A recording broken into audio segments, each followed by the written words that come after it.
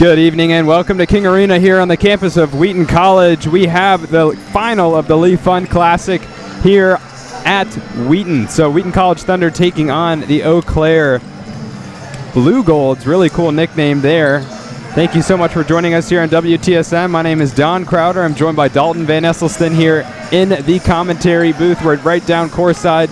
We're going to get ready to kick things off soon enough. And Dalton, these are two powerhouse teams.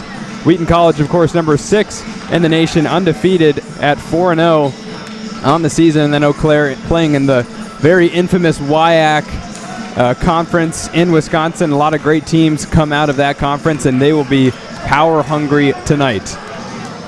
And we have two unbeaten teams, so one of them will be coming out with their first loss of the season tonight. So I'm excited to get things started.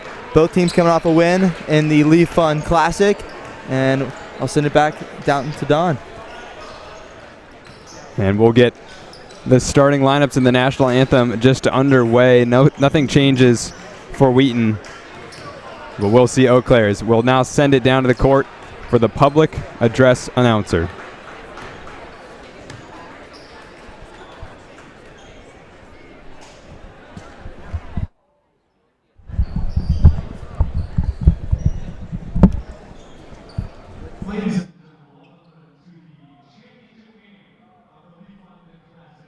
Tonight we have the Wheaton College Thunder going up against the Eau Claire Blue Golds. And would everyone please rise for the playing of the national anthem.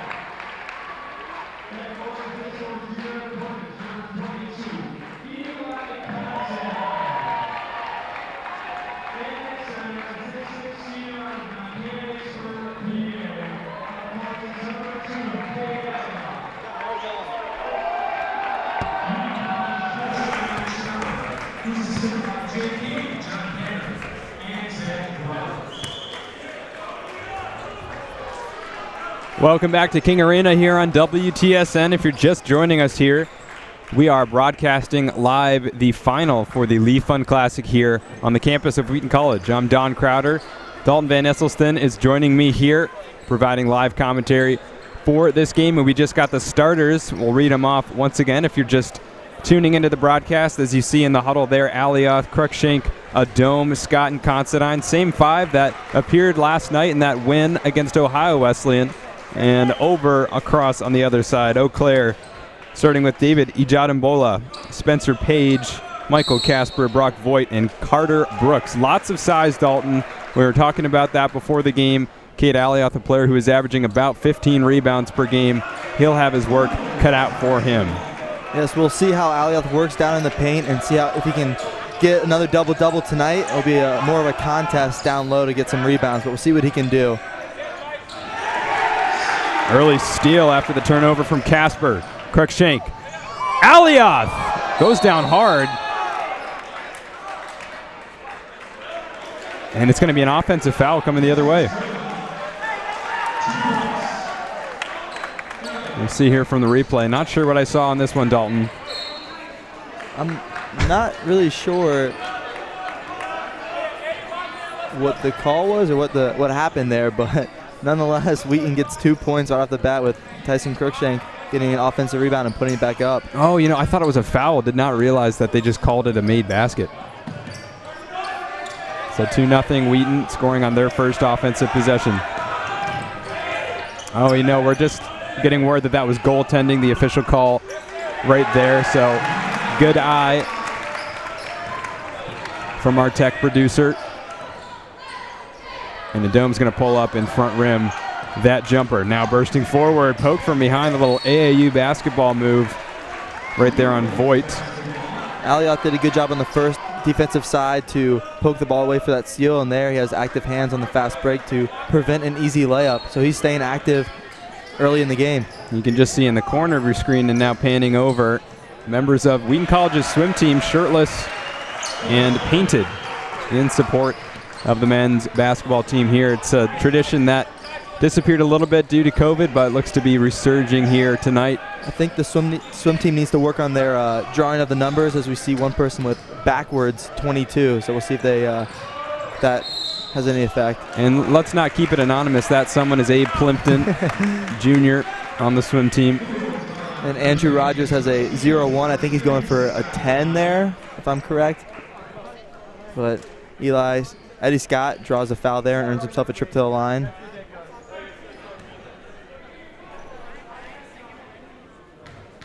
Slowing things down here after a pretty fast-paced start. The game yesterday, Dalton against Ohio Wesleyan, started off red hot before both teams cooled down a little bit down the stretch. Wheaton College outperformed the Battling Bishops, won by over 20 points last night. Their second large victory in as many games. And the Wheaton College Thunder will be putting up a lot of shots and scoring a bunch of points. So we'll see. This will probably be a really high-scoring game again tonight, per usual, if you ever watch a Wheaton men's basketball game. Adome nearly strips the ball away from Page. Ijadimbola working around Alioth, going to the hoop. Really great defense from Scott, and Alioth gets the board. Scott with great contest there to go up strong, and yeah, he's just an athlete and can out-jump anyone on this floor. Adome pick and roll to Alioth. He's got Carter Brooks doubled. Fakes the pass, 9 on the shot clock. Adome to Alioth. Oh, you know, you really wanted him to put that one in the hoop with authority, but goes for the safe lay-in. Alioth is already working well in the paint with good pick and roll there to slide by the defender and get an easy finish.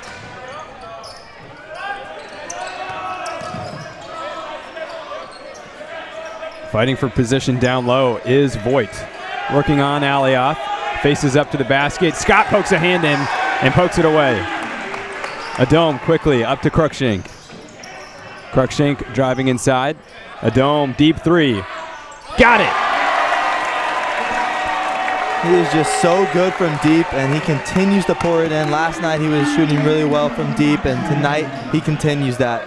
Preseason All-American opens his scoring account tonight with that deep three. Meanwhile, Ijadimbola straight into the heart of the Wheaton defense. Alioth tried all he could do there. That was a great finish. Strong take and absorbing the contact, and was able to get the shot over the taller Alioth. Adom's going to take it himself. Hand checked. Cruikshank, his second offensive rebound and his second layup. Man, he is doing some work down low. He's the shortest guy on the court, and he's getting more rebounds than Eau Claire. Step back three, no good for Page. Cruikshank tries to go coast to coast. Here's Eddie Scott, bobbled, and misses the lay-in. Blue Golds will traverse the court. In and out move. Kick back, Page will try again, and this time hit from the top of the key. Both teams have come out firing. Quick shots, quick transition. It's going to be a fast-paced game for sure.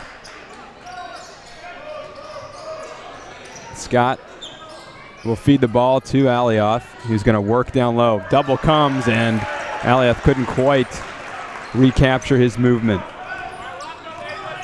Spencer Page, 6'6" forward, looks like he's a shooter as well. Gets the ball here, and another three-point attempt. Good from the wing. That's his second three of the night. We'll see how Eddie Scott can adjust to closing out a little bit better than that. Well, he's given up a couple inches to the much taller Page. Wheaton College right now, Alioth in at 6'6". And Eau Claire has got three boys that can really match up with them. Page, 6'6". And then you've got Voigt, 6'5", and then Carter Brooks, 6'7". So lots of height out there for the Blue Golds, who will try to take their first lead of the night with this possession. Three-pointer from the wing. Bricks out.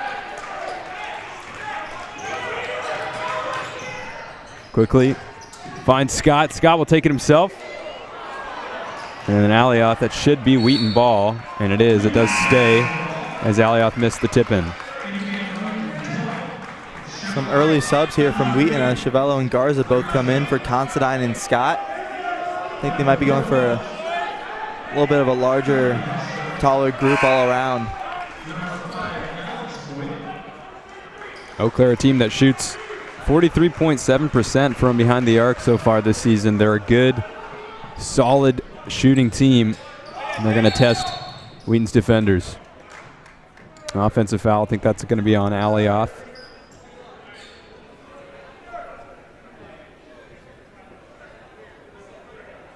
I'm not really sure what it was.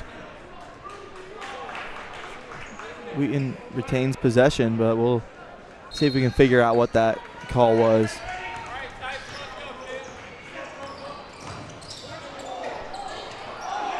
Alioth, though, returns the other way, gets the up and under. Great pass by Tyson as he drove into the center of the paint. And Alioth doing a great job of sliding to the opposite side of the rim and getting an easy finish.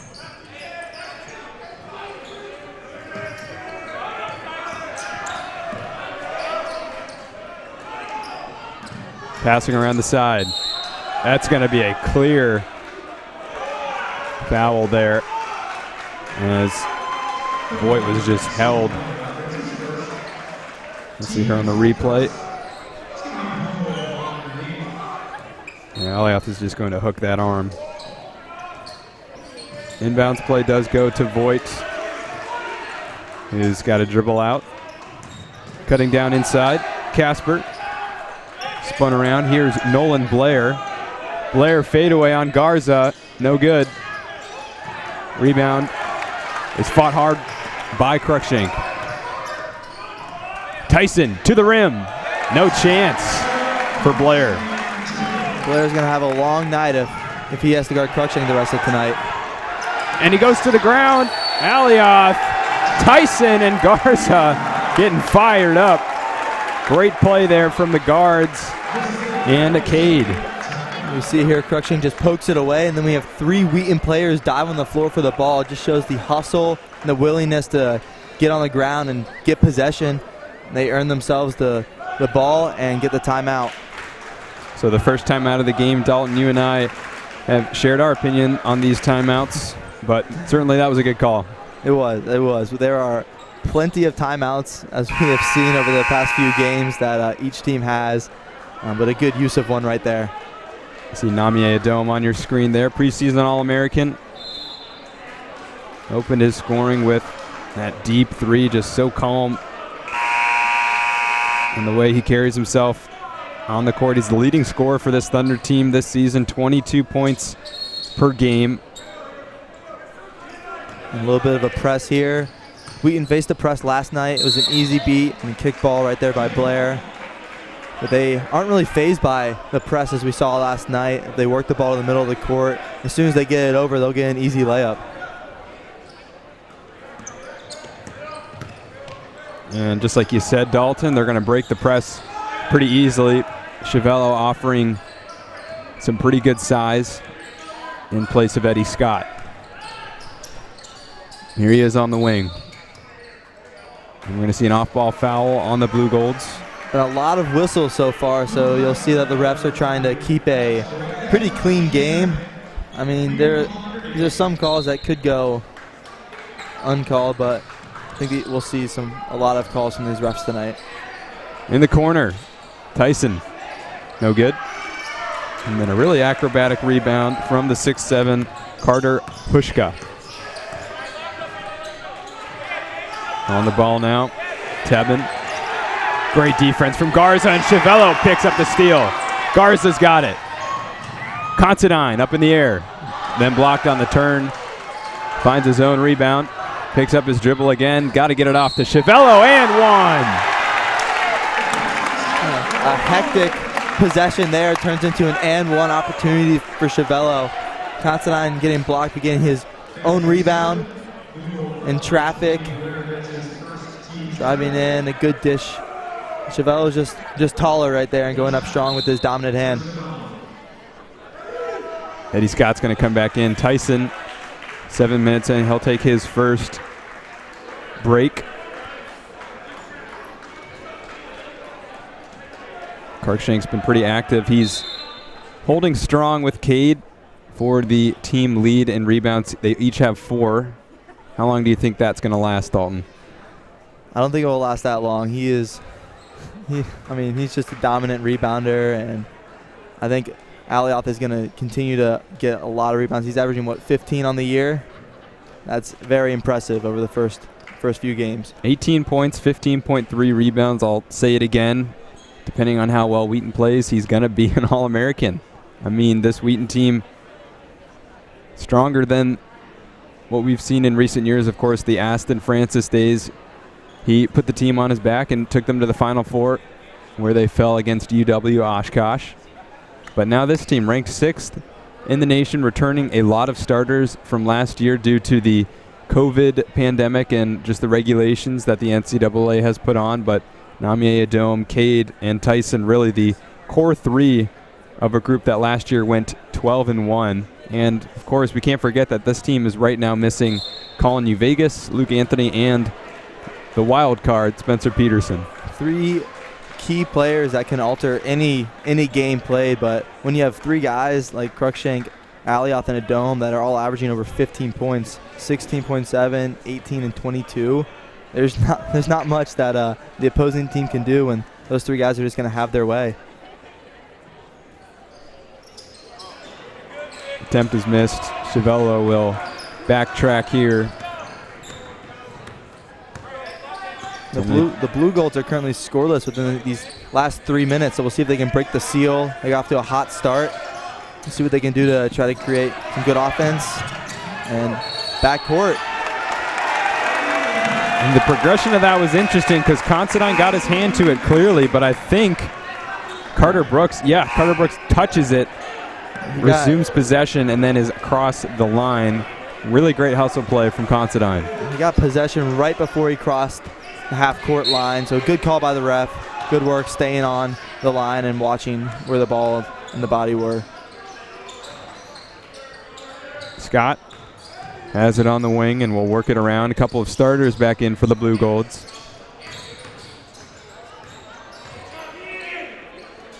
Playing some really great defense now. Crossover. Cruikshank. He's got Brooks up in the air. Tyson, no good. Cade rebounds. Goes up strong. 2 more for Cade. And on that switch, on that pick and roll with Alioth and Cruikshank, Alioth got the smaller guy to guard him and had an easy rebound and easy putback. Oh, but then the other way on the fast break. Really great play from Gunnar Tebben. Right now they're 3 of 5 from 3, so they're shooting 60% to start the game. And you said they shoot 40% from the three-point line in the season. We'll probably see a lot of threes coming from the Blue Golds tonight. Right now, Wheaton working the ball around the outside. Couple high screens. Chevelle is going to take this one, blocked. Scott comes down with the rebound and then is hit. And then the ball is thrown out by Ijadimbola. There are going to be 3 second now clock resets after the Blue Golds got the possession and threw it out of bounds. So now 20 seconds on the shot clock. Let's see what Wheaton can draw up on this inbounds play. You know, they like to pass in an alley-off and then have Tyson cut to the corner, but they're not going to do that there. That play breaks down. Wheaton once again in the half-court offense. Tyson skipping to the basket, blocked off the backboard, and it's going to be a foul as Tyson goes down hard. See him blow by the defender and go up and get hacked from behind. It's a deserved trip to the line right there. That's a lot of length on Carter Brooks there, able to reach up and over to tip that ball against the backboard. First one good from Tyson. Cruikshank is seemingly automatic from the free throw line. On the year, he's shooting only 64% from the free throw line, but every time I've seen him shoot, he has made them. Ijadimbola will try to eat into this Wheaton lead. They're up 10 here with about 11 minutes to go in the first period, 22-12. Voigt over to Ijadimbola. Now in the wing to Bond. Here's Page, 9 on the shot clock, guarded by a dome. Giving up a couple inches. Back to Voigt. Ijadimbola blows by Scott and gets the shot clock finish there. Wheaton played great defense for the first 27 seconds of that shot clock, but kind of collapsed as Ijadimbola just blew by Scott for an easy layup at the end of the shot clock. A dome for 3. Off the mark. Eddie Scott fights for the rebound and is thrown down. It's going to be a jump ball. Scott 6'1", Page 6'6", but look at that. How's that for athleticism? Scott not giving up, drawing the jump ball. Should be, I believe, a Wheaton possession since the Blue Golds won the tip, and it will be. Great hustle by Scott to go up and get that jump ball in order to keep the ball on this side of the court.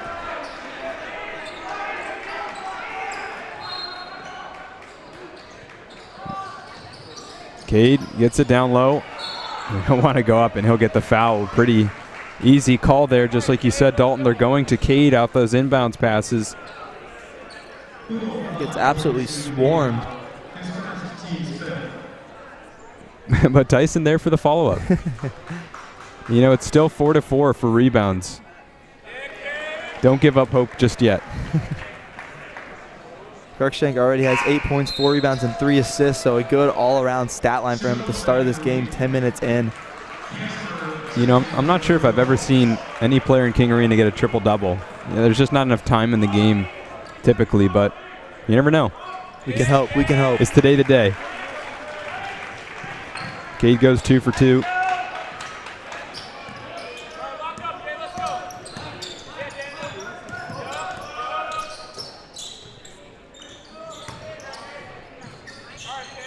And now outside are the Blue Golds. Ijadimbola. Nice little hezzy. Gets a dome up in the air. Doesn't quite make the hook, but the offensive rebound finds its way to the Blue Golds. And now to Bond for 3. Rattles in. As soon as he released that, he was strutting back on defense as it looked good from where we were and it looked good off of his hand. Tyson will set up this offense as the Blue Golds, who have a couple fans in attendance here, showing some spirit. The bench is unhappy with that call, but on this replay, I believe it was the right one. I think the defender's left foot might have just been in the restricted area, or it was a foul on someone behind a dome, but he earned himself a trip to the line.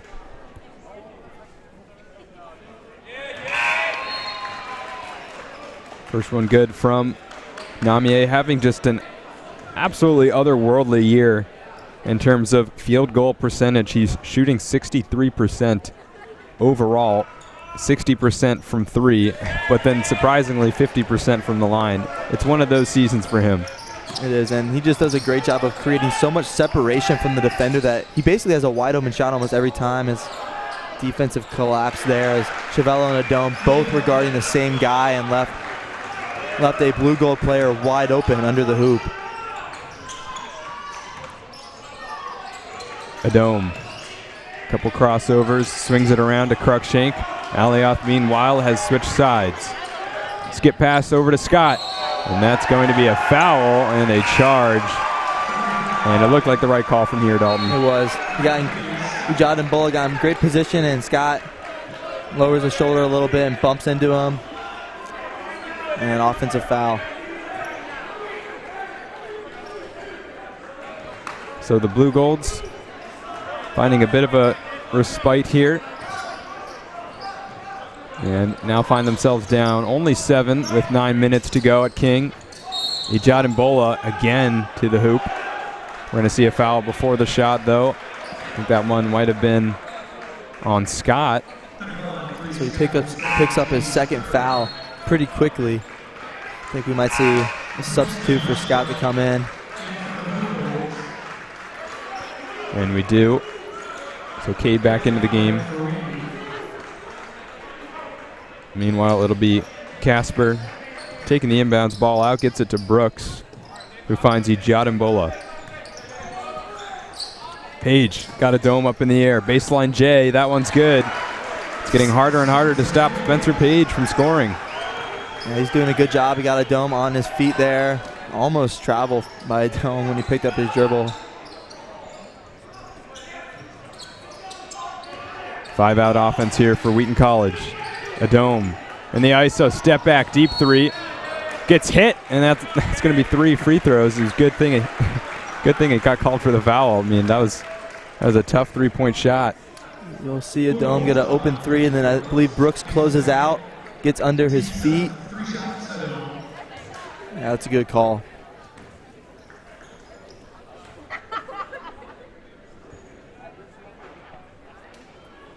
Adome ends his perfect streak tonight of 2 free throws, so 2 for 3.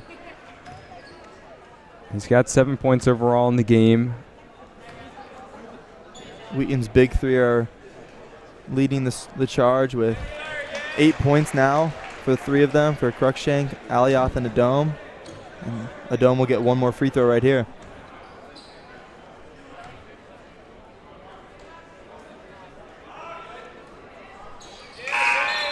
Drops in the bucket, Wheaton College. Up 6 points here. 7 points after that make. The Blue Golds. Meanwhile, a couple reserves in the game for them. They will try to get things started on the other end. Pushka controls. Ijad Mbola forcing the switch. He's got the mismatch on Chiavello. Here's Page. Hand check as Page continues to drive inside after the whistle. Good call there. You'll see a dome get his hand in right there. I don't know, another foul there. I think that's a play-on foul, but it also was a foul in general, so it's up to the ref to make the decision on whether they'll let them play on or call the game pretty closely. 5-inch difference. Adome's going to need all the help he can get, especially when Page is shooting as well as he has been. 3 for 4. His only miss was his first attempt. And then to the rim, the dunk. Big number 23, Brock Voigt, throws it down with authority. Voigt's a big man who's just really quick on his feet, and he just is able to slide by Alioth there, and a lot quicker off the dribble, so we'll see how Alioth can defend that a little bit better. And it takes the wind out of the sails of the Wheaton fans as Eau Claire tries to get something going. 7:30 left to go in this first half. As Wheaton has yet another inbounds play, they, despite giving up a couple more points in these last few minutes, they are 6 for 7 on their last 7 field goals, so they are scoring on their trips. And as you said, the big 3, 8, 8, and 9 for Cruikshank, Alioth, and a dome, respectively. Tyson spinning on the baseline. Thrown down. We're going to see another foul here on the Blue Golds. Cruikshank come off that screen from Alioth. Drive in, give the defender kind of a little off balance, and a blocking foul. It almost looked like Taban's feet tripped him up. Almost took him out with his legs. Nonetheless, Cruikshank will go to the line as the Blue Golds are deep in the bonus here. And ice cold, he's going to hit the first and earn a second. 8 fouls for the Blue Golds in the first 13 minutes.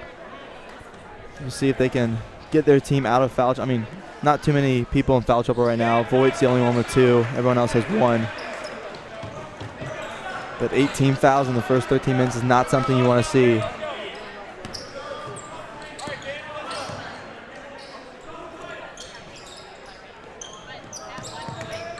Page finds the hands of Brock Voigt. Picks up his dribble, needs to get it away. A dome scrambles down onto the floor. Nice defense there from the senior. 6 on the shot clock. Casper finds Voigt. Deep 3 off the mark. Rebound falls to a dome, and before anything else can happen, we're going to see a shot clock violation. It's a great closeout by Alioth right here. Running out, contesting that jump shot, and wide left for Voigt.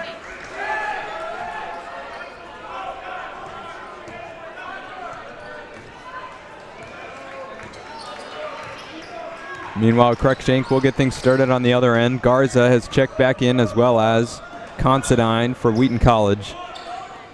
And here is the point guard on the ball. Garza, deep 3. Bricks out, and a comfortable rebound for number 5, Alex Voigt of the Blue Golds. Errant pass nearly thrown away, but number 20, Nolan Blair, able to rescue it. Blue Golds passing around on the outside. Casper driving to the rim. Blocked by Considine, who picks up the rebound as well. Great defense. Just a taller Considine going up and contesting that and getting the block, and hopefully getting some more momentum going Wheaton's way. Cruikshank, nice little hezzy move.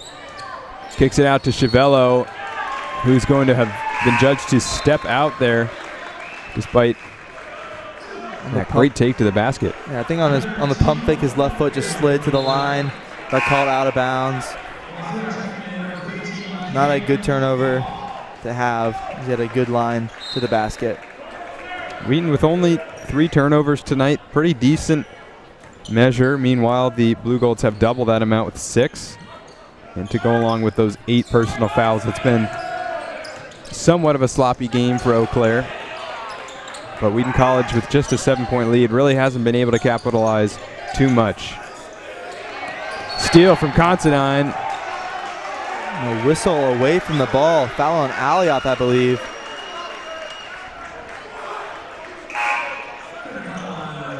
Yeah, we'll see it here. He's got his hands on him.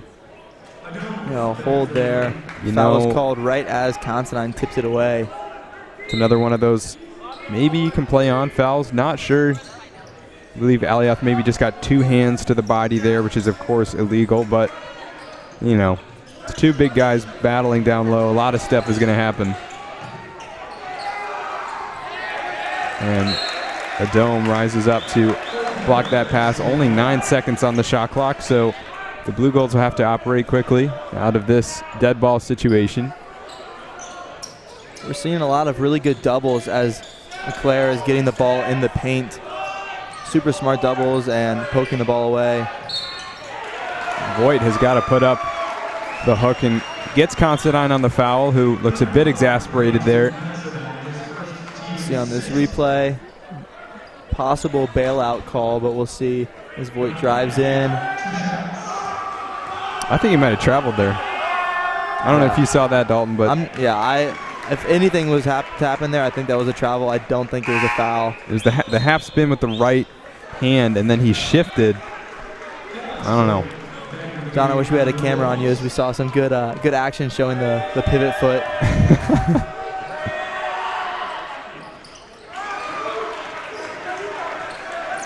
And The Blue Golds are back into the press. Let's see if they can break it early. They do.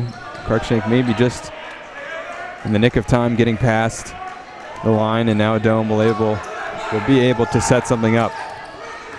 Namie Adome nearly has the ball taken away from him. Has to find Cruikshank. 7 on the shot clock. Spot up 3. No good. Acrobatic rebound falls to Taban. Gunnar Taban will swing it over to Voigt.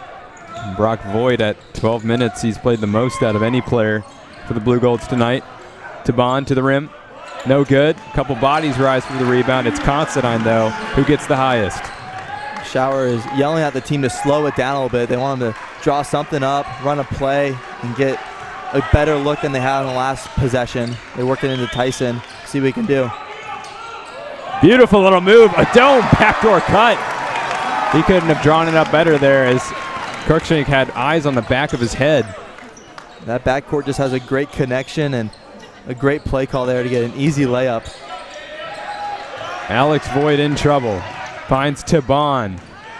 He looks for Brock Voigt. That's going to be an easy foul call as Considine once again leaps up into the air. It's going to be a foul on him.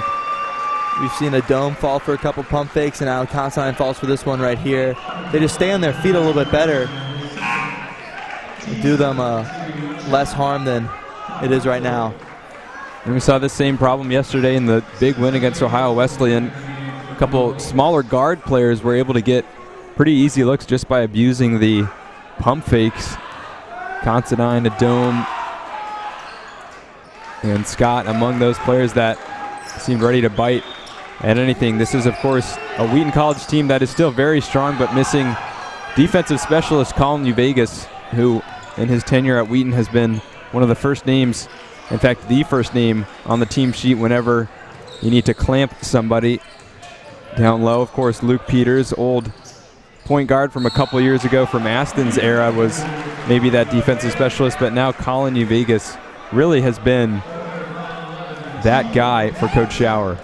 And he does a great job of just staying in front of anybody that he's guarding. You see Adome get hacked and go to the line.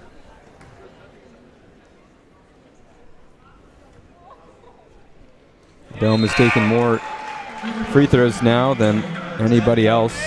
5 for 6 on the night to go along with 12 points. Leads all scorers. Very unsurprising that he is at the top of that list. And he's just doing this shooting from the line and should improve his overall free throw percentage. We'll see that go up from 50%, being 5 of 6 tonight. 2 for 2. 34-28. Wheaton College up by 6 as Nate Sock checks into the game for his first minutes tonight. He had some minutes at the end of last night's game, I believe. He had maybe 4 minutes, 3 minutes, something in that range, but getting some early action as we head into the last 3 minutes of this first half. And to the rim, just no chance for Cruikshank as he struggled to contain Gunnar Taban. Ijad Mbola is back in and on Cruikshank here for the Blue Golds. And Wheaton College really with no true big man here. Chiavello may be the lone player above 6'4". Sock, though, gets blocked and draws the foul down low. Yeah, the small ball lineup, you might say. They're just doing a good job of just a lot of movement off the ball to stay active and agile with the big and fast team of the Blue Golds. And Sock, a great backdoor cut. Strong take and gets fouled from behind. And that's a situation where maybe pump fake would have worked for Wheaton. First free throw is a beauty from Sock. He had a couple nice rebounds last night too. I remember particularly one that really stretched out for one of those great snap rebounds where you kind of hit the ball on the way down. Looked pretty nice. Goes for 2 for 2 from the line, 2 points for him. Lead back to 6. He's tall, athletic, and he's a sophomore on the team, so he'll be around for a little bit. Ijad Mbola is going to travel. A little scared of Daniel Garza down low. Daniel Garza is an intimidating defender, and you just see that he forgot to dribble before he spun.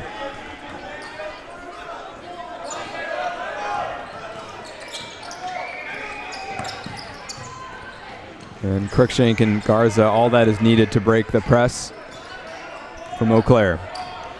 It was one of the softer presses we've seen from the Blue Golds tonight. I think they're going to try to possibly work it to a dome in the post. He's got good position, trying to, good backdoor cut. Garza blocked by Ijadambola down low. Cruikshank step back three on the wing. Oh, misses. That would have been a pretty shot. Garza deep three on the other side, short. Chases his own rebound though, and lets it go out of bounds. You know, was a bit worried there that it was going to get called the other way, but Garza with the perceptive eyes. Garza came out firing this game so far. As soon as he touched that ball, he wanted to put up the shot with about 15 seconds left on the shot clock. We'll see what inbounds play they can draw up right here. They love to get it back to Tyson. Once they inbounds it, they'll probably pass it to Chivello and come off of a screen or cut or do something, get open.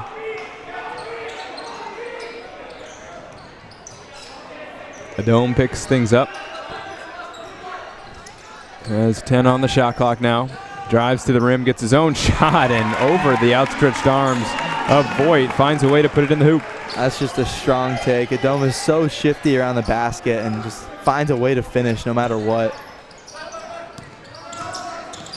Now it is Casper. Over to Page. Double move from Page. Gets inside, blocked by Adome, but it's going to be a foul. Got a little more of the man than the ball there. Yeah, Adome is getting a little bit bullied right now by Page on this matchup. We'll see him drive in, go up. I think he got him on the left arm from what I can see. This is a really tough matchup out here for Wheaton College. Cade not in. And the Blue Golds just have so many tall players as their key figures. And they're not only tall, but they're really quick off the dribble. So for Wheaton's taller defenders, it's hard to stay in front of them, as we saw with Voigt and Alioth earlier in the game. Wheaton easily breaks the press again.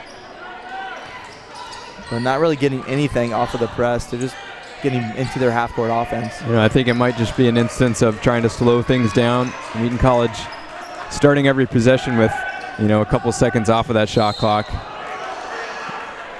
As Tyson goes down hard on that foul, went to the rim strong, picks up the call, and I think he came down on Voigt's ankle, and Voigt picks up his second foul of the night. the game started off pretty clean, but in these closing moments, it's been a bit sloppy. The Blue Golds have picked up 10 fouls in this contest to go along with 7 turnovers. Wheaton College 8 and 3, respectively, for those numbers. Cruikshank, clearly in a bit of pain, is able to walk on his own power. He's going to take these free throws. Really tough kid out there.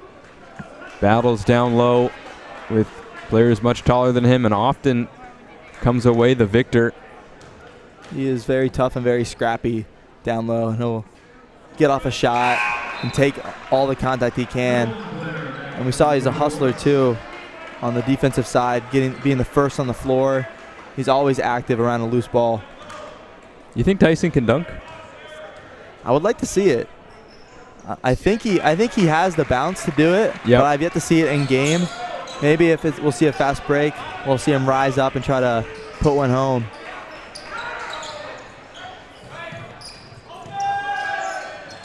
Blair driving in on Sock, spins around, gets blocked by Sock, and the bench is up, and Coach Schauer saying, hang on, don't get too excited. Let's bring things back. Schauer almost ran out onto Tyson right there. He came all the way out on the floor to tell him to slow it down and run a play. He's looking pretty sharp there in the gray suit. He is. I think it's a good look.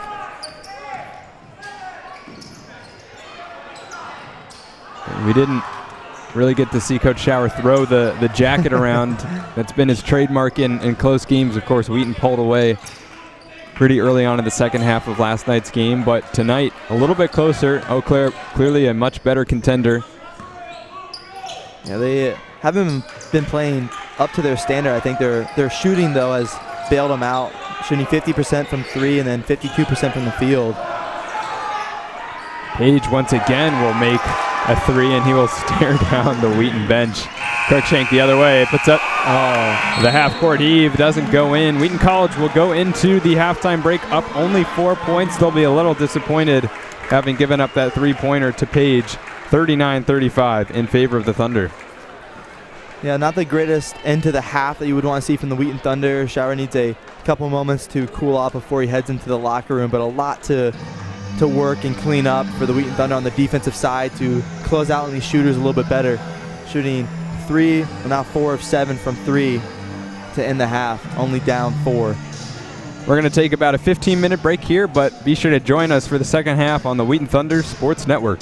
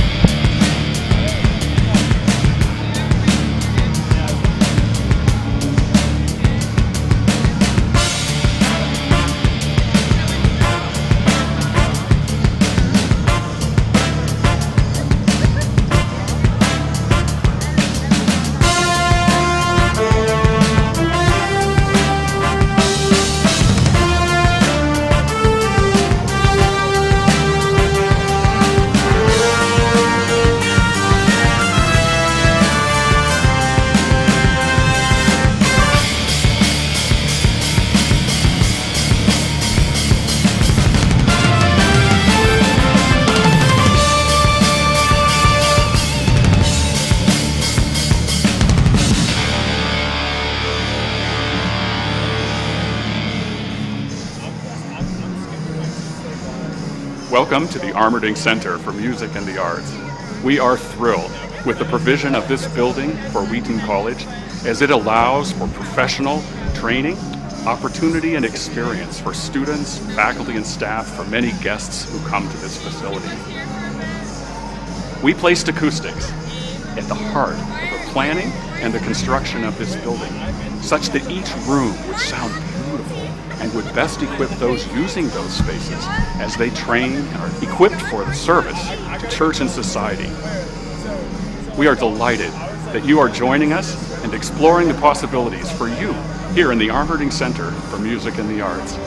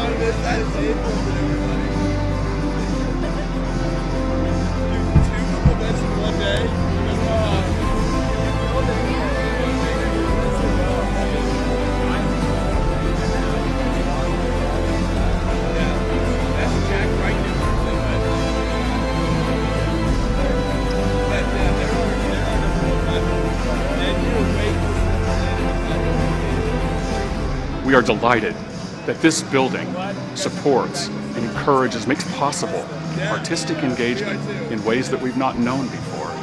But we most look forward to each person who would be here, a part of this vibrant artistic community of faculty, staff, students, and alumni, together joined in serving our Most High God.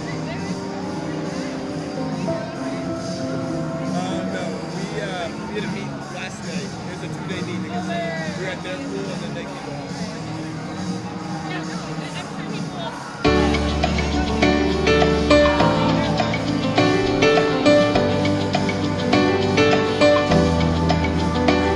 It's been as long a winter as I have ever seen. Kind of makes before December like a long lost dream. But today in New York City, there is something in the air. Out from under long black jackets, colors blooming everywhere. And for the first time in a long time, I feel something warm and bright. It's a new day, it's a new life. Feel the wind change, feel the sunlight. And tomorrow, brighter than it's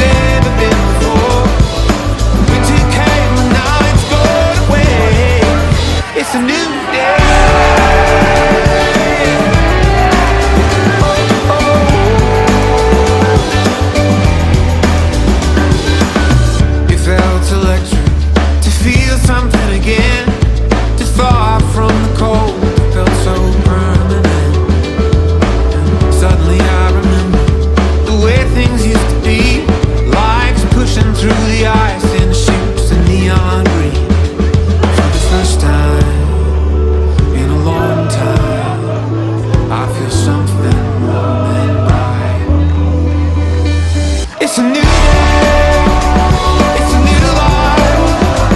Feel the wind change, feel the sunlight. And tomorrow's brighter than it's ever been before. Winter came and now it's gone away. Best night of the year! It's a new day.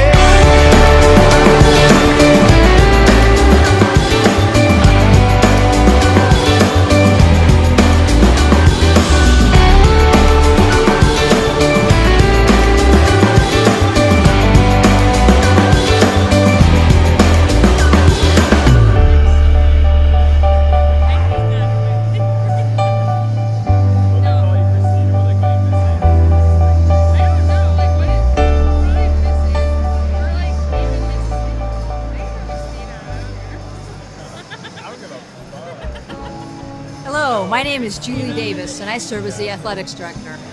Most of my time is spent on things related to budget, personnel, or facility development, or my personal favorite, cheering on our Wheaton Thunder sports teams. Right now, we are in the Krauser Sports Complex, one of the busiest buildings on campus. This is where you can come for free and work out in a beautiful weight room, or play pickup basketball or volleyball, or swim a few laps in the pool.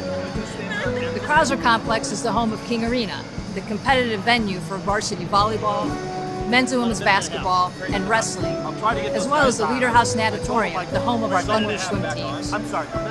Wheaton competes as a member of NCAA Division III, and we belong to the College Conference of Illinois and Wisconsin, a 9-member conference which regularly boasts national championships across many sports. The mission of Wheaton Athletics is to develop faith, character, and leadership through competitive athletics. We believe the value of competitive athletics is the personal and spiritual growth that occur as a result of pursuing excellence, of pushing yourself to be your best. At Wheaton, you don't have to settle. Here you can pursue academic and athletic excellence that is intentionally integrated with faith in Christ. We offer 10 varsity sports for women and 11 for men, and there is a blend of recruited and non-recruited students on our teams. If you want something more recreational and less competitive, we offer club sports and intramurals also. One of the best things about Wheaton Athletics is the quality and commitment of the coaching staff. Wheaton coaches are trusted mentors and guides who are driven to help you achieve your spiritual, academic, and athletic goals. If you're serious about your faith and your studies and your sport, you will want to give Wheaton a hard look. Wheaton Athletics is distinct because of how well it combines and excels in all three of those areas: authentic faith, first-rate academics, and high-caliber athletics. If varsity sports are something you may be interested in, I recommend you reach out to a coach and complete the recruit form found on the Varsity Athletics website. See athletics.wheaton.edu for a full list. I hope to see you real soon, either in a Wheaton uniform or using this beautiful facility for your daily workout. Welcome to Wheaton.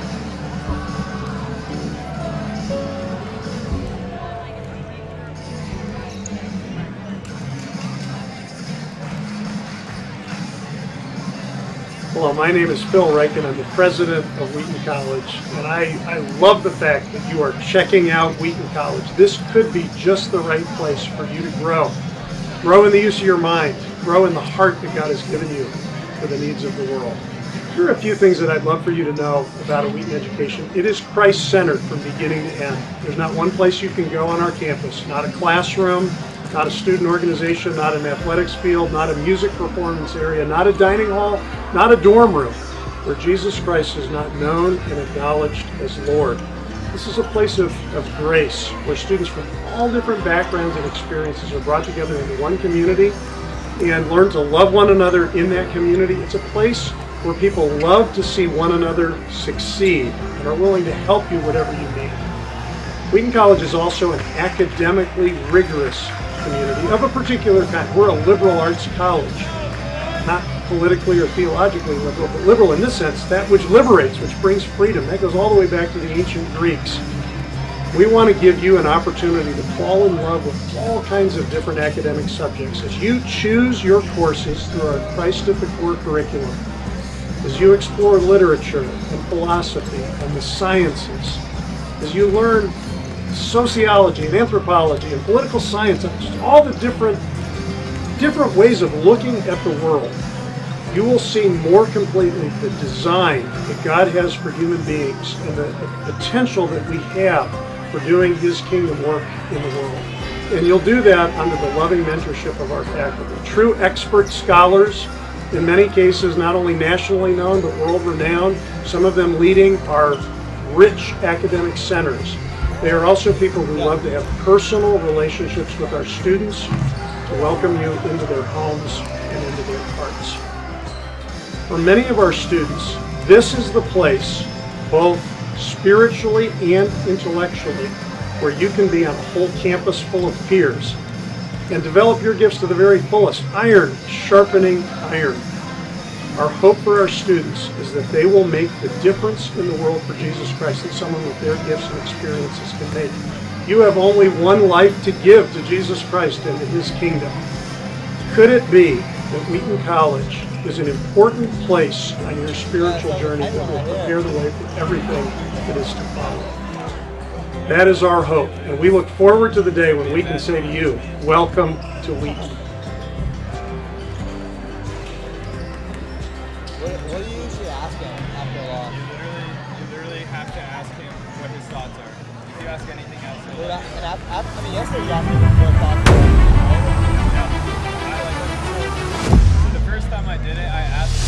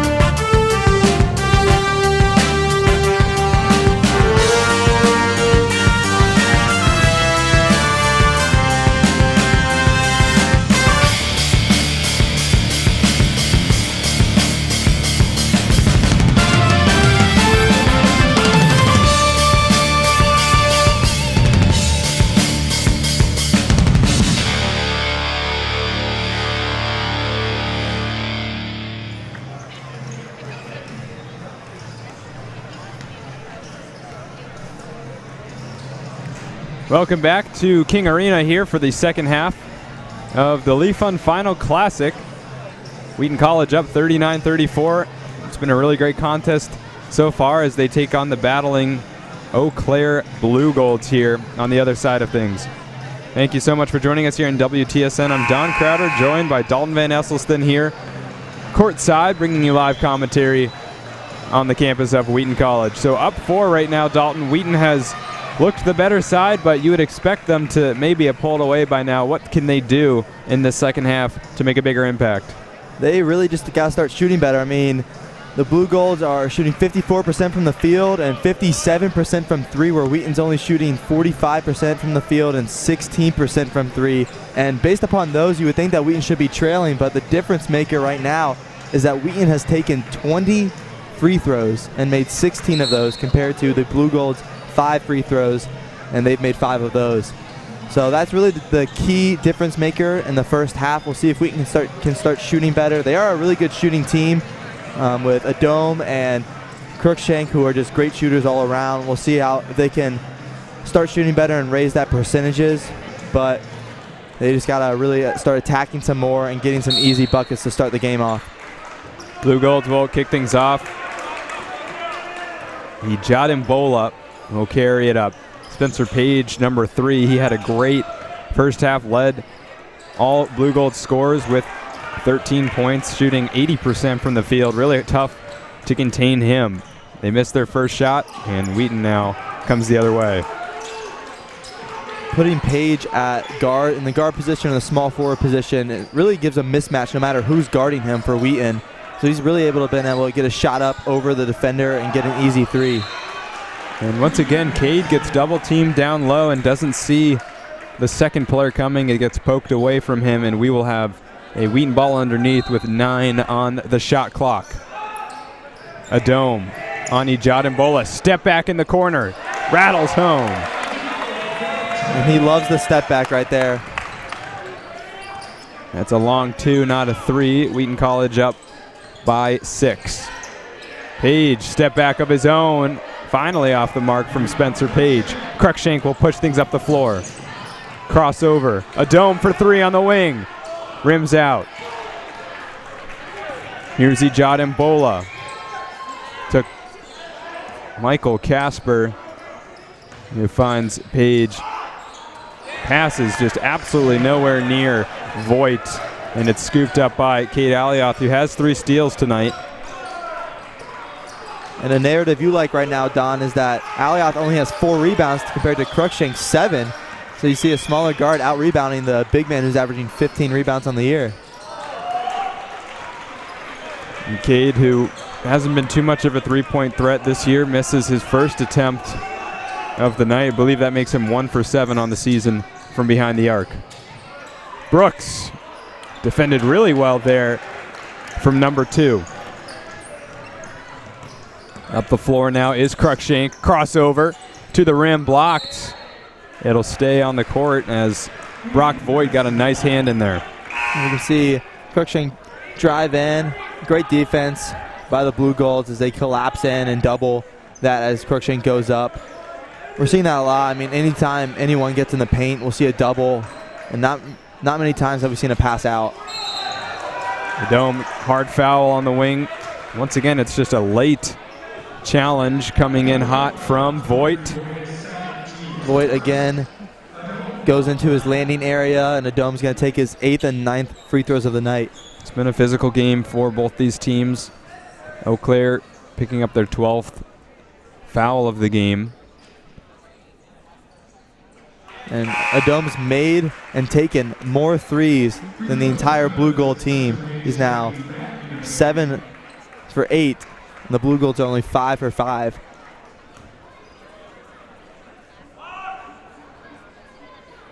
King Arena goes silent for the second one, and Adom 2 for 2 from the charity stripe. And meanwhile, Ijadimbola up the court for the Blue Golds. Nice crossover move on Scott. Nearly throws the ball away, however. Eau Claire looking for something offensively here. Outside is Brooks. Brooks driving in on Considine. He's got a couple inches on Wheaton's forward. 4 on the shot clock. Ijadimbola takes it himself. Nothing doing, and at the last second, we're going to see a foul and 2 shots at the free throw line.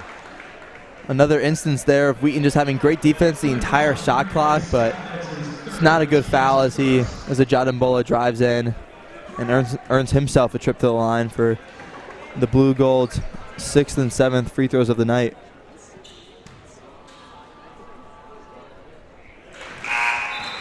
Ijadimbola, not the offensive juggernaut for this Eau Claire team. He only averages about 3.5 points per game despite being the starting point guard. He's already got 5 tonight, so make that 6. And he's already doubled his seasonal average. Eau Claire starts things off with the press. Hasn't troubled Wheaton too much in this game other than taking about 7 or 8 seconds off of that shot clock. Yeah, Wheaton does a really good job of easily breaking presses, but takes a little too much time to get through all of it. And one, Namie Adom. You can't stop him.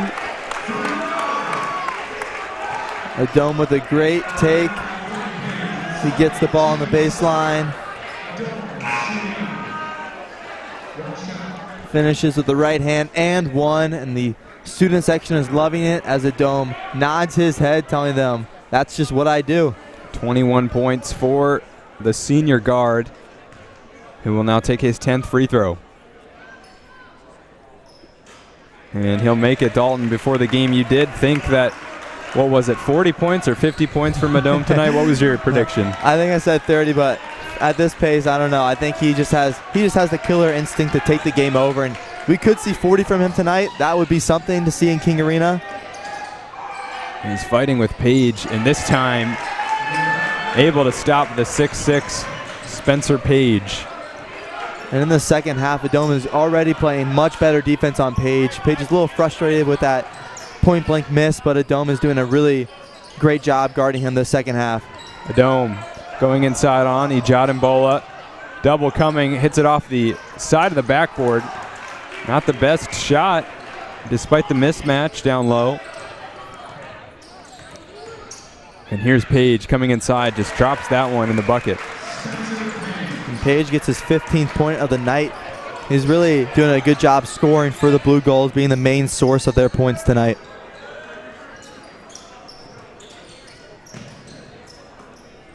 Wheaton College with all their starters, bar Eddie Scott out on the floor. They got some size. And Cade's got it down low. The hook hits the back of the rim. He turned into two defenders there. If he would have drop stepped to his left hand, it would have been an easier finish than trying to go against the 2 6'7" forwards. Ijadimbola, nice little floater off the glass, and suddenly it's a three-point game. Excuse me, that's a 5-point game. I thought the score hadn't been adjusted yet.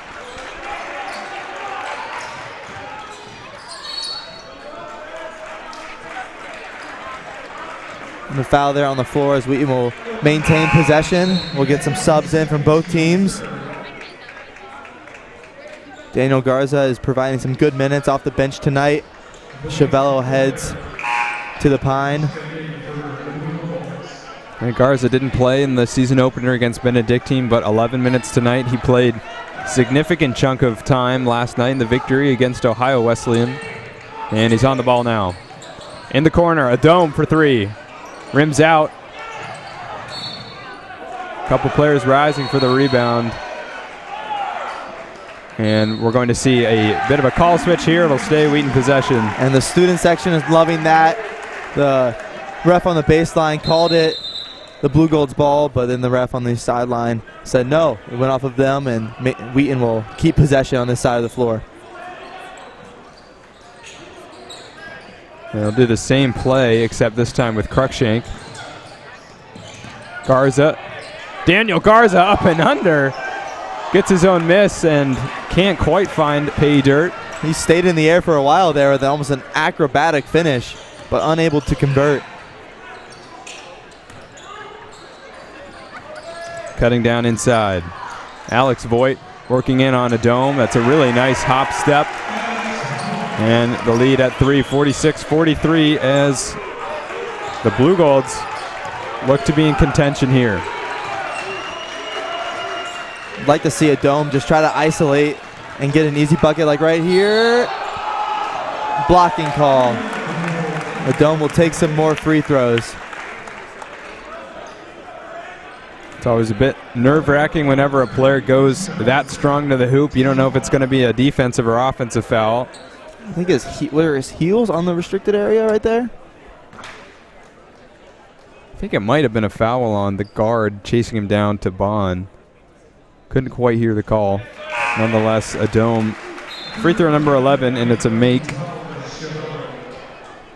10 of 11 from the line tonight for Adom. He is earning a little under half of his points from the charity stripe. And uncharacteristically of this Wheaton team, pretty much none of their points have come from behind the arc. Adom opened his scoring with a deep three, and that is the only make from downtown Wheaton has tonight. They're 1 for 8, and they will take a timeout here to talk things over. Hopefully we can get a glimpse at those swimmers. The fans section right there, we got them. And they're going to get a chant started. And they're getting fired up, and now they quiet down. I don't think they know the cameras are on them. If they did, they'd probably be doing something a little crazy.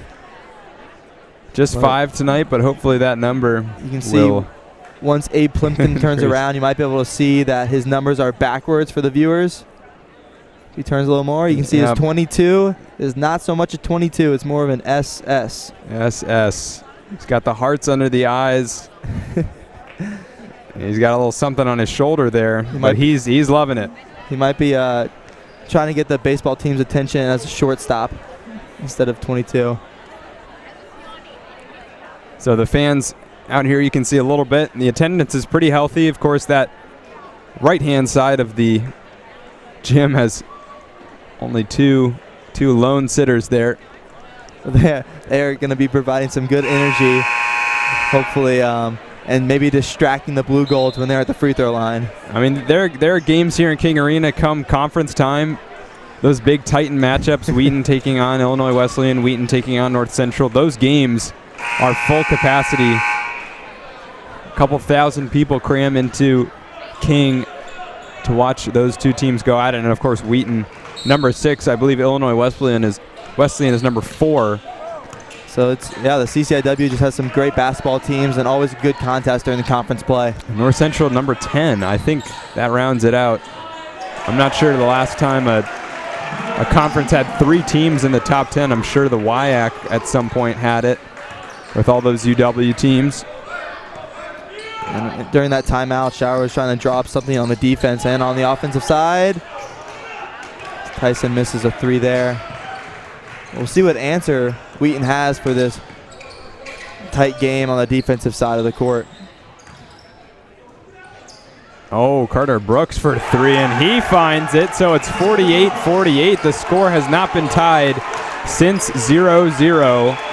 And with 14 minutes left to go in the game, the Blue Golds finally even things out as Wheaton has struggled to score here. Tyson goes to the rim. Almost converts that layup. It just fell off the front rim. I would love to see a lot more play from the guards. I think getting Tyson and Adome the ball, they can just create so much off the dribble and attack and earn themselves trips to the line.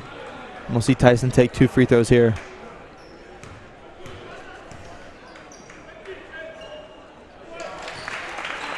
Good for the first one. He's had a pretty stellar game tonight. The guard, 12 points, 7 rebounds, 6 assists.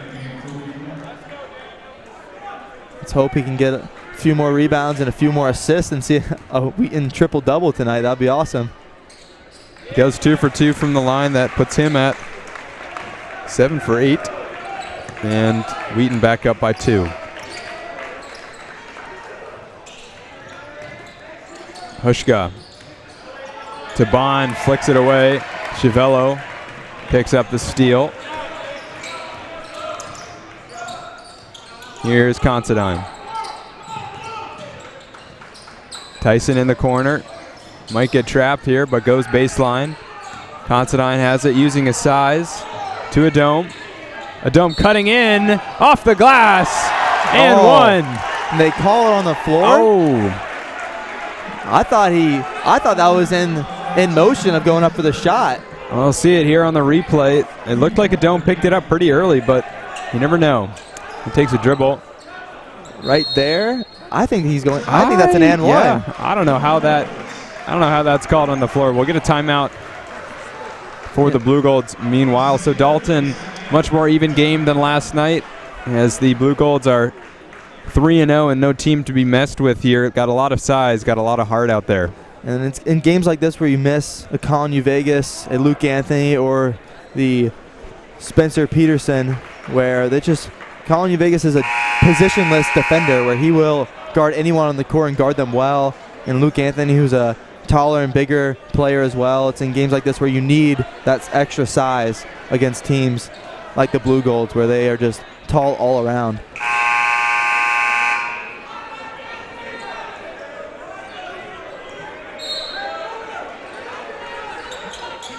Cruikshank once again is the inbounds player. We haven't seen Alioth in a couple minutes. He remains on the bench. Wheaton giving up some size, and that pass is deflected away from Cruikshank. Here come the Blue Golds up the floor. Voigt back to Taban. Sees the mismatch down low. Voigt is going to go to the rim. He's going to score that 10 out of 10 times. That's just not much that Adome can do down there. And we'll see Alioth start to head to the the table to check back in to hopefully guard Voigt and stop him from scoring.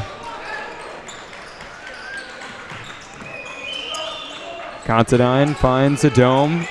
The Blue Gold's just in a great defensive scheme right now. Cruikshank, though, will try to end it. And he will! The first three since about 2 minutes into the game. Tyson Cruikshank finally puts Wheaton back in the swing of things. Very much needed three there by Cruikshank. He was 0 of 3 to start the game, and now he makes his first three of the night, and a big three right there.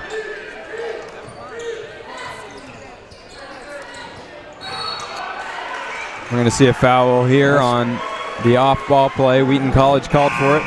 That's just an unnecessary foul. There's no need to pretty shove clear. the defender.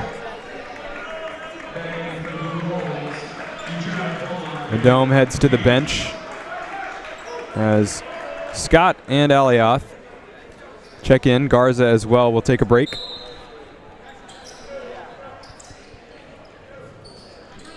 Coach Schauer once again utilizing an 8-man rotation in tonight's game.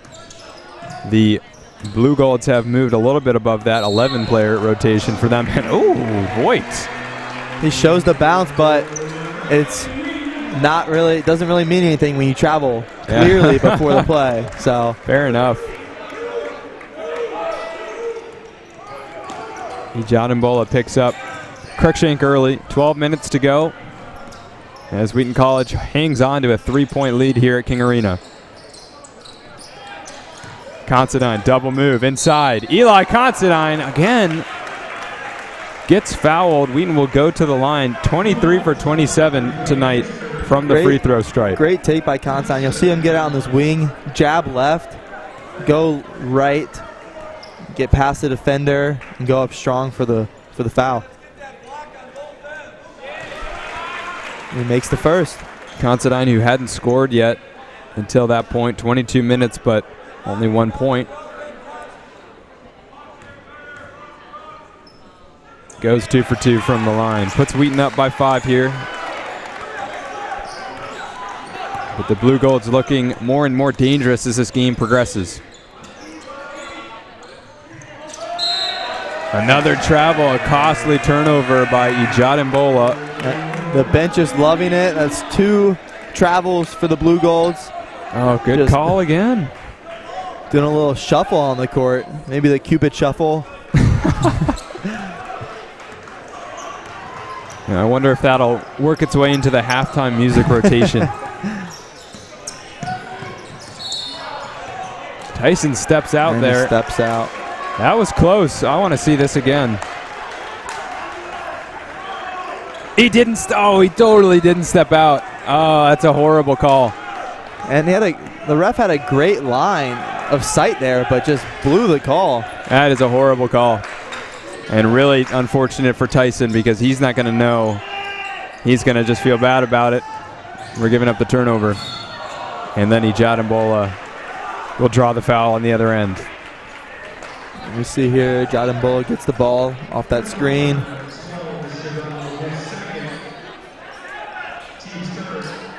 You see Chavello, I believe, try to draw the charge, but call for a block instead. And what was a very entertaining first half has been replaced by just a pretty ugly contest now. It's fouls, turnovers, and really nothing else so far in this second period down on both ends. Wheaton College, of course, with the vast edge in free throws taken, 29 for them tonight. Meanwhile, Ijadimbola will be taking his the 8th and 9th free throws for Eau Claire. And as I mentioned, it's just the free throw disparity is the key difference maker during this game. Wheaton is getting bailed out from the line to a really poor shooting night from 3, which is not really you see something from the Wheaton team. Only 2 of 10 from deep, but making up for it with 25 made free throws. And the press again from the Blue Golds.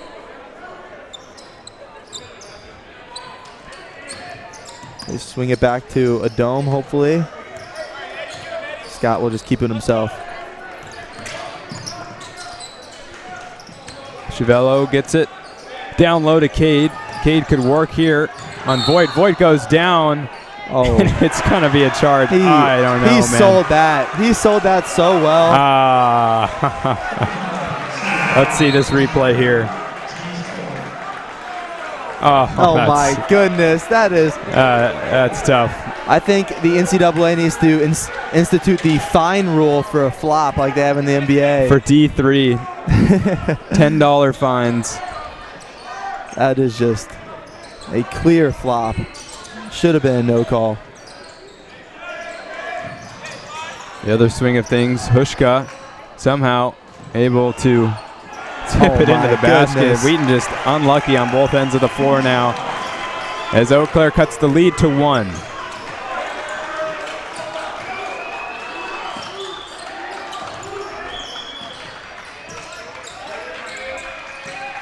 Here's Scott. Spot up three-pointer. Yeah, baby. And he stares them down, too. The Wheaton fans are loving that. Any shot is a good shot if it goes in.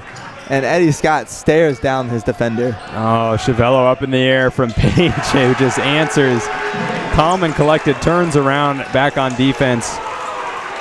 These pump fakes just killing Wheaton. I was just about to say that these pump fakes just keep getting them in the air and easy looks. A dome up and under. How does he do it? Oh my goodness!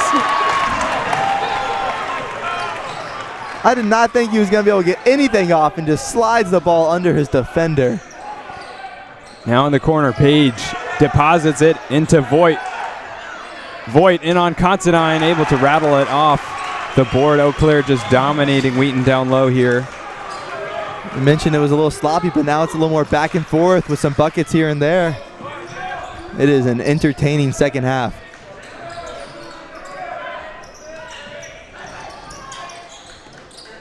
Cade hands it off to Ye. Spins, throws up the wild shot, front rim. He's going to get called for the foul, and Voigt can't believe it, shaking his head. We're going to get some action over here.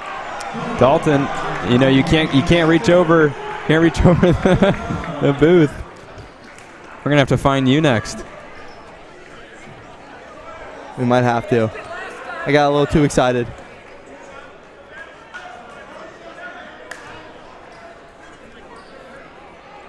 And bit of a storyline update. Spencer Page, by far the most dangerous player for this Eau Claire offense. 4 fouls. So a devastating blow. And you would have to imagine he'll get called to the bench here. And he does. 4 fouls on Page and 3 on Tabone, as you mentioned. And it's just been a night of a lot of fouls from the Blue Golds. I think Page is a bit confused. He might think he has 3. He doesn't know where that 4th one came from. And sort of off camera, he's by the scorer's table just in disbelief, talking with his coach, talking with the official. And not going to lie, I wouldn't be surprised if he had 19 fouls overall. As we said, it's been just a back and forth contest with fouls in this period. It's been slowing down the game, but has allowed Wheaton College to pick up some points. On the other end, a Dome, 2 for 2 from the line. He's only missed 1 of his 14 free throws. He leads all scorers with 28. Cutting inside, Cruikshank fell over, but collects the rebound. Tyson speeding up the other way. We're going to feed the hot hand. Dome's going to try to create something. A Dome. Oh, to the rim! You can't stop him. And that gets him to 30 points right there, Don. There you go. You called it, Dalton. He is having a night. Crossover move from Brooks. He's got more guys up in the air. Didn't even need to shoot or pump fake there. He just had them. 2 Wheaton defenders just skying in the air on that pump fake, and an easy turnaround jumper right there. Cade's got it on the wing, guarded closely by Brooks. Quick pass in. 3-point attempt from Tyson. Yeah, baby! Count it. Timeout is called. Great ball movement, getting into the hot hand of Dome and then passing into the block and a kick out. Wide open 3 for Cruikshank, and he buries it. See, Scott gets it, passes it over to a Dome. Good cut. nothing but nylon. Beautiful pass from Considine. Honestly, had the awareness to know he was going to get closed down. Here we see the Blue Golds talking with Coach Siverling. Just like that, Wheaton is back up by 6 points and making some more threes. They have 3 threes this half compared to their 1 from the first half. And Cruikshank is 2 of 5 now. Started out 0 of 3, but made 2 of his last 2.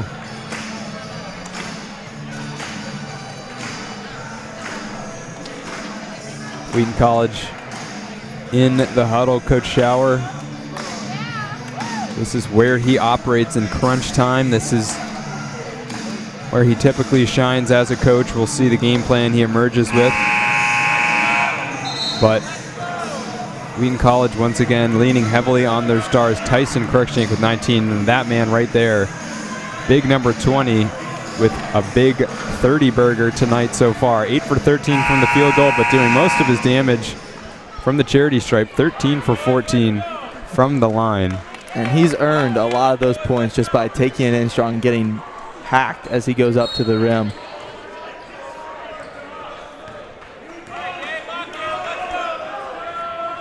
The Blue Golds come the other way. Carter Brooks wide open, top of the key, off the mark. Nice rebound, fought for by Hushka, and then I think Tyson's going to get called for the loose ball foul. It's Hushka's second time going in there and going up strong for an offensive rebound. Some good hustle. And good call there from the officials. Brooks again from the corner, splash. Alioth was all over that. And he was just able to get the shot up and make the 3. Oh, they called it a 2. Foot was on the line. The Dome on fire in this game. Kicks it out. Cruikshank in the corner. It's long. Scott will win it. Didn't step out of bounds. A really nice save from the junior guard. And now Wheaton with a reset shot clock. Tyson into the corner. Gets it back from Alioth. 6 on the shot clock now. Scott's got to work in. Eddie Scott off the glass. And he says something after that, but that was just a strong take, a great athletic finish. He's skied in the air and just stayed up there longer than the defender.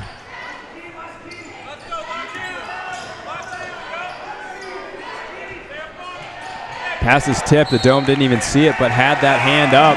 And we're going to see a turnover come the other way. Trying to force that ball inside, but a Dome with his hands high as he trailed the defender was able to tip it and then knock it off of the Blue Gold. That is tough. That is very, very tough for Nolan Blair. I know Claire is going to bring back the press. Might see some more pressure on the ball.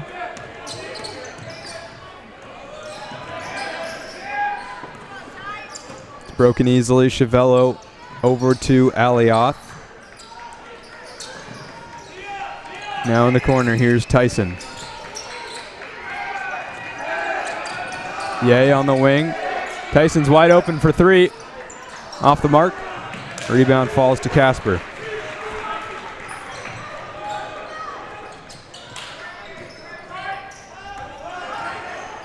Jadambola by himself to the wing, just takes it right down Main Street. Good take. A wide open lane and a strong finish from Jadambola.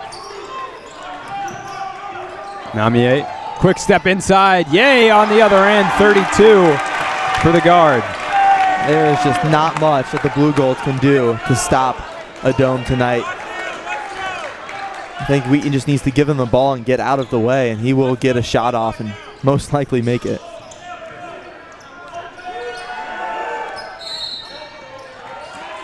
I'm going to see a foul here, I think, on Cade again. That will be his 4th foul, I believe. I think he holds. Yep. He held him right there on the hip. Really good call by the ref. Really good call, yep. And Cade will take a seat. 5:36 left to go. You wonder if Coach Schauer would maybe just leave him in, but it's going to be good for the big man to get a break. Eau Claire has done a good job tonight of slowing down Alioth, but Wheaton has made up for it with a great scoring from Adome and Cruikshank. Ijad Mbola just outside our galaxy throws it away. They call that it was tipped, I believe. Nope, not tipped. The Blue Golds can't believe it. I don't know. Well, you see the parents of the Blue Golds standing up and yelling that it was tipped, but the refs had a better line of sight. and that pass had so much velocity on it. I could barely see it on the replay. Adome over to Cruikshank. Here's Tyson. Nice little double move. Finds Scott. Eddie Scott up and under, and just really cool block there from Voigt, who swatted it when it was down at his hips. A great adjustment by Voigt in the air. And Scott tried to do an acrobatic finish.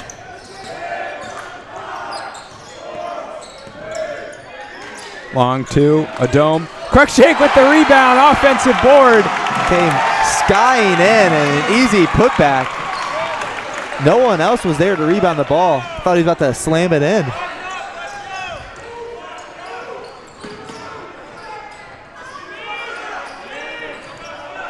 They go to Voigt once again. Step back, Ijad Mbola off the mark. Chiavello fights for the board and gets it against the much taller Voigt. We'll see Cruikshank slow it down a little bit.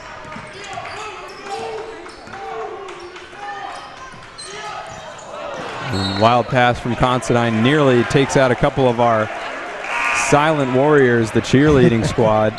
They're showing some of their athleticism there. Ducking and duck and cover. And we'll see a timeout now. An errant pass from Considine leads to a timeout, and Wheaton is up by 7 right now. The backcourt with a 53-point combined total for them. 21 from Cruikshank and 32 from Adome. A great night again for this Wheaton backcourt that has just been so consistent throughout this season and last season as well. And Tyson has 21 points, 9 rebounds, and 6 assists. Man, that is a great stat line right there. That's just so interesting. Cade comes into this game averaging 15 rebounds and suddenly just has 4. 4 rebounds, not a horrible stat by any measure for a player in these college games, but he is just such a fantastic rebounder that it's just so surprising not to see him enter that double-double territory. He's got 4 fouls. We'll see if he exits this timeout on the court or on the bench.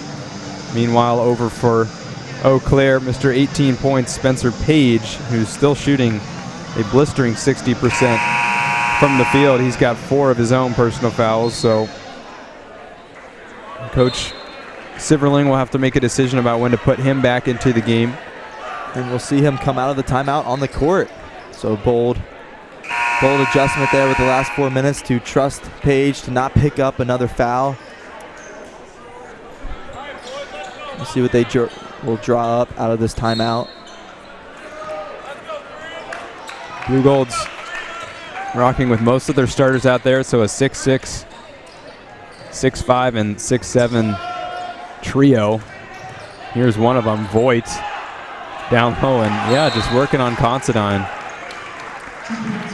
And a 30-second timeout from the Blue Golds. I did not just see another timeout. Oh my goodness. I think it might be for a sub. I'm not really sure. We saw 2 people go to the table to check in.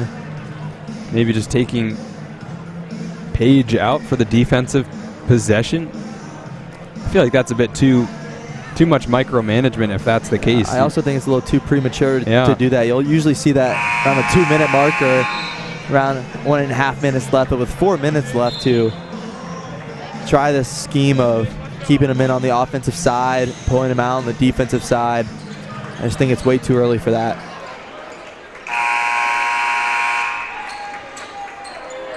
But we'll see a press here from the Blue Golds. Hopefully Wheaton can work it into the middle of the court. Chiavello usually goes around the half-court line, right by the logo.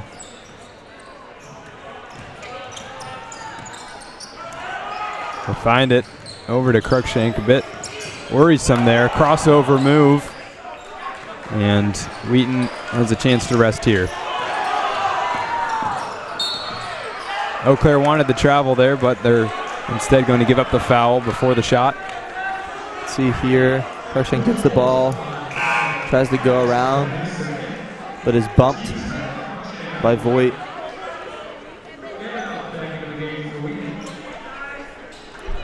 And we see Page coming again, so I think he is instituting the offense-defense strategy of subbing him out on the defensive side and playing him on the offensive side because he is the leading scorer for the Blue Golds. Well, Dalton, we know that they practically have unlimited timeouts, it seems, so might as well use them. We saw a Blue Gold coach there imitating a travel. I think he imitating Eddie there. Doing the stanky leg on the side of the court.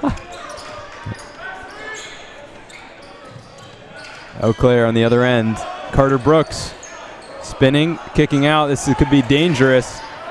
Casper finds his own rebound and then just goes right at Considine. Wow, took a big power dribble and it just bumped Considine under the hoop and was able to go up strong.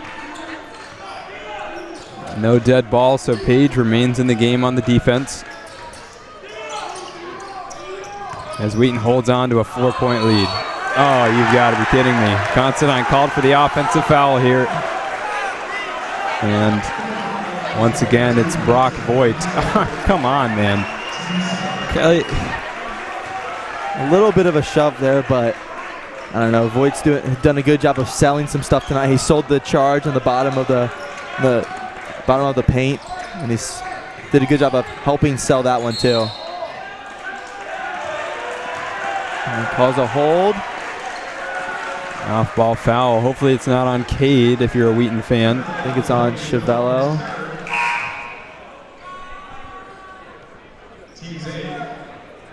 We're seeing a lot more whistles in these last couple minutes from the refs. I think they're trying to keep the game in their hands.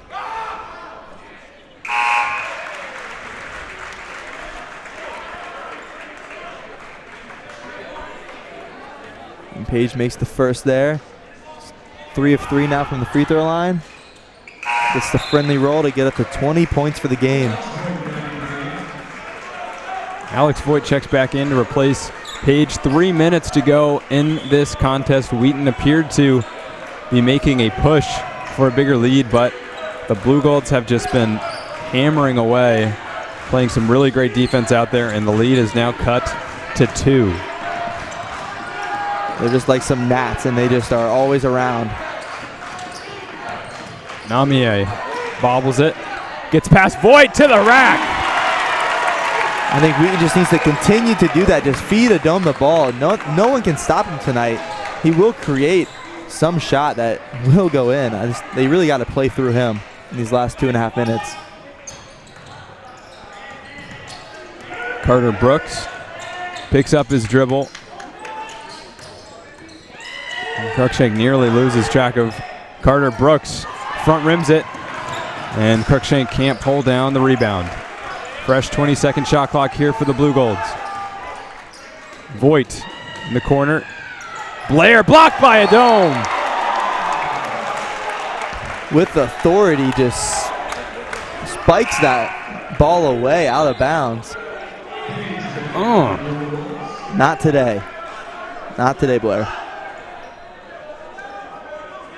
It'll still be Blue Gold's ball. They've got 10 on the shot clock, and then it's thrown down. We're going to see a foul on Considine, though. Oh, my goodness. Showers in disbelief. I'm in disbelief. It looked like he just tripped over himself. Oh, my goodness. And the suit jacket still on. Might not be there for too many more possessions for Coach Shower. Let's see if we get a replay on this. But if not, I think he... From what I saw, I thought he just tripped over himself and not on Considine. Free throw missed. Cruikshank holds down his 10th rebound. He's got the double-double.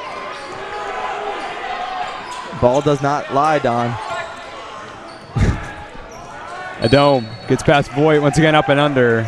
Wouldn't have counted anyway. Head to the line for 2 now that the Blue Golds have 10 fouls in this half. We've got 20 overall. but Wheaton College matching them almost with 17. Should also mention that Considine as well joins Cade with 4 fouls. And the Dome misses his second free throw of the night. He's now 13 of 15. We'll see if he can make this second one of 2.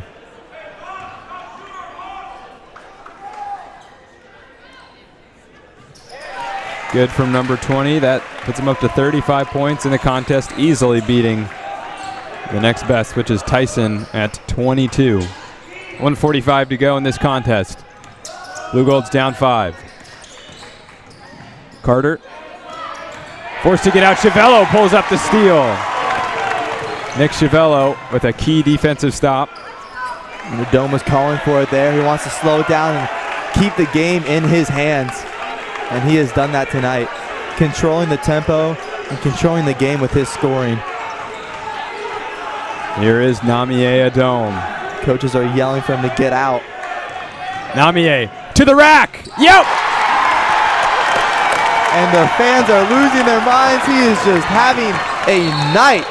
And the Blue Golds need a timeout.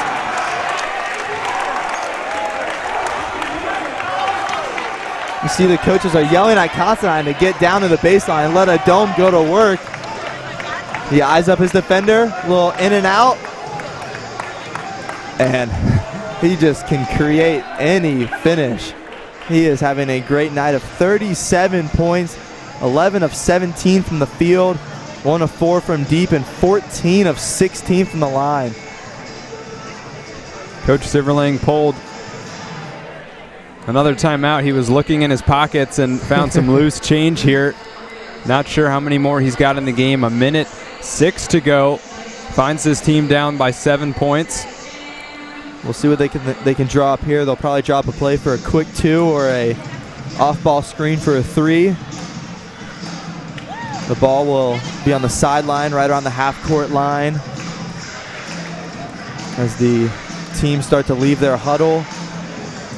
And Aliop is back in the game with 4 fouls. But in this last minute, that's exactly what you want to see. You want to see a big man you trust to be out on the floor and stay up strong.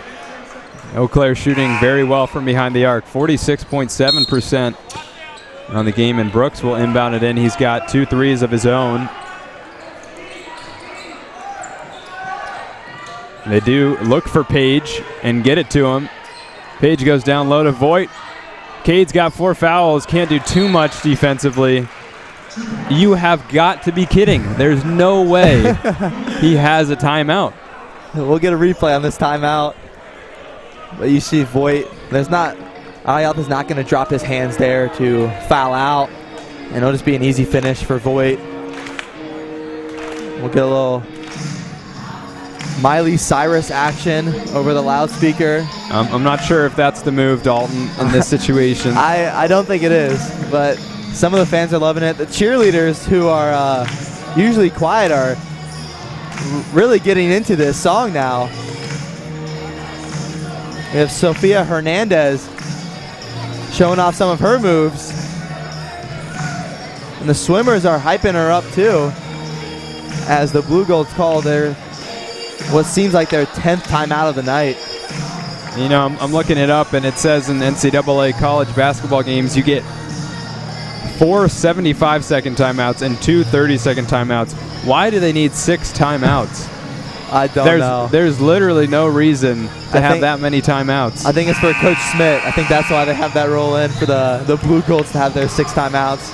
But we'll see probably a hefty press here, we'll see Blue Gold player on the ball now. And a 2-2 press.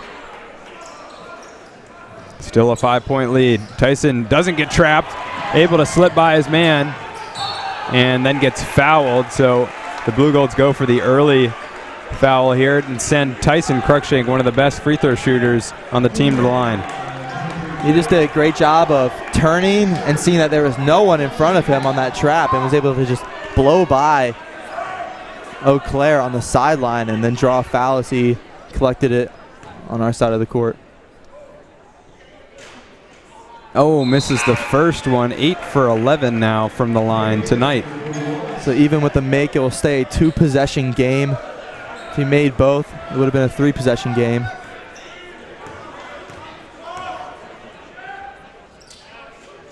Goes 0 for 2 from the line. Not going to be happy with that. Eau Claire has got to take advantage here. And look to see them maybe try and go down low again. Instead, it's going to be Voigt taking it out. Alioth is going to get called for his 5th foul. And Alioth fouls out of the game. We'll see right here. You know, Voigt did a good job of driving by. Yeah, just with his right hand, I think, and he does on clip the body. him. That's a tough one. It's tough to see right there.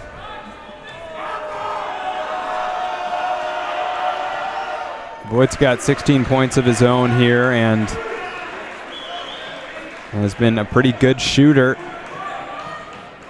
Very efficient, 6 for 8 from the field. He's had mostly dump-ins down low. Misses the second one.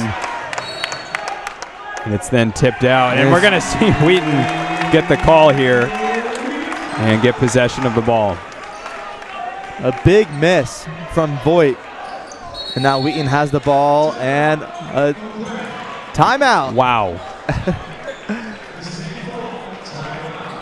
I can't believe it. I think that's a full timeout, so it'll be about a 75-second timeout. They are just trying to figure out what to do on this press that they'll probably throw up against the Wheaton Thunder that have really easily broken this press tonight, Don. And we'll see what they can do to hopefully create, I mean, not hopefully, but they'll try to create a turnover, but Wheaton will easily break the press, hopefully. So Cade fouls out. Eddie Scott replaced him, and Wheaton College continues to give up size down low. And you wonder if this is a situation maybe you would see a Blake Foley. Blake, of course, among those injured.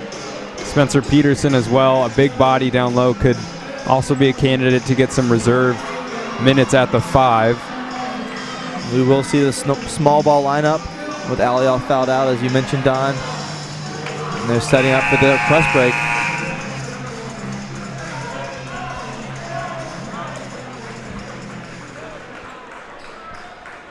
Eau Claire will have to foul early here as there's only a .2 difference between the shot and game clock.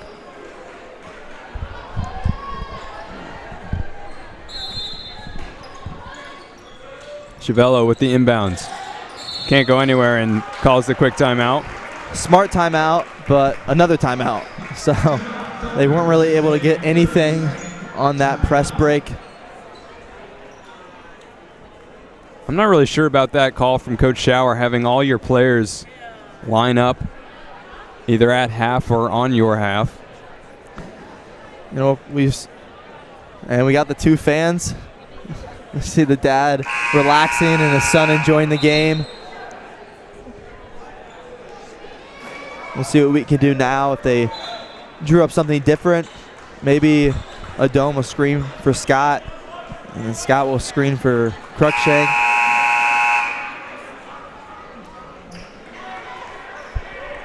They'll probably try to get it to a dome on the inbounds.